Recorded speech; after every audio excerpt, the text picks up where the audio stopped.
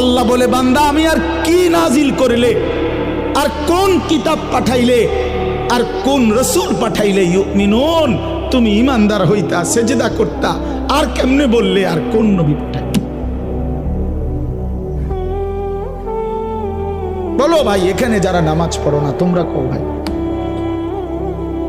একজনই বুঝুক।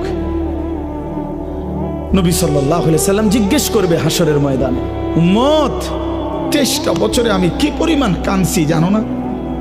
আমি আর কত কাঁদলে তুমি নামাজ পড়তা? আমি তায়েফের রক্তে পাথরের আঘাতে আমার পিঠটা ছিদ্র করে ফেলছি চালনির মতো। আমি 14 দিন ক্ষুধার কষ্টে পেটে পাথর বাঁধছিলাম 2টা। আমার ঘরের চুলায় 3 মাস কোনোদিন, আম্মা জান আয়েশা নবীর স্ত্রী বলছে যে খোদার কসম 3 মাস কোনোদিন চুলায় আগুন জ্বলে নাই।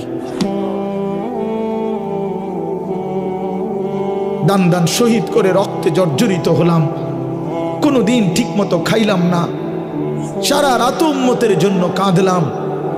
বিনিময়ে আর কত কাঁদলে, আর কত রক্ত ঝরাইলে তুমি আমি রসুলের কথা মনে করতা? হ্যাঁ বলেন। যুবক ভাই নিয়ত করো, ভাইয়া নওজোয়ান নিয়ত করো, সেজদা করো। বাপ, যে কপালে সেজদা নাই ওই মানুষ না। যে মানুষ সেজদা করে না ওই জানোয়ার, ওই হাইওয়ান, ওই চতুষ্পদ জন্তু। শিক্ষিত তো দূরে থাকতি বেটা, কোনো মানুষে না বেটা।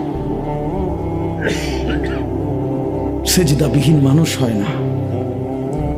কোরআন শরীফে আছে, আল্লাহ বলছেন, এই যে এখানে আছে, ওয়া ইন্না আলাইকা লা'নাতা ইলা ইয়াউমিদ্দিন। ইবলিসকে আল্লাহ বলছে, ইবলিস তুই আমারে সেজদা দিলি না, মনে রাখিস, আমার সেজদা হুকুম পালন করলি না, কিয়ামত পর্যন্ত তোর উপরে আমি আল্লাহর লানত। ওয়া ইন্না আলাইকা লা'নাতা ইলা ইয়াউমিদ্দিন, কিয়ামত পর্যন্তর জন্য তুই বেঈমানের উপরে লানত, লানত। ভাইয়া, যে সেজদা দেয় না তার উপরে খোদার লানত। মালউন, সে অভিশপ্ত, আল্লাহর লানতের পাত্র। আল্লাহর লানত দিয়া সুখে থাকা যায় না বাপ। স্ত্রীকে বলেন, ছেলেকে বলেন, মেয়েকে বলেন নামাজ পড়তে, বিবিকে বলেন পর্দা করতে। আল্লাহকে নারাজ করে সুখ মেলে না। বেপর্দা নারীর জীবনে কোনো তৃপ্তি নেই। আপনি দেখেন, আপনি খবর নিয়ে দেখেন, অসভ্য নর্তকী হাজারো মানুষকে নিজের রূপ আর যৌবন দেখে যে নিজের চরিত্র জিন্দিগি নষ্ট করছে, মানুষের যুবকের আখলাক নষ্ট করছে, সে সত্যিকার অর্থে সুখ পায় না, সত্যিকার অর্থে সুখ পায় না। কখনো আত্মহত্যা করে জীবনের সমাধান খোঁজে, কখনো অন্ধকারের চোরাবালিতে হারিয়ে যায়।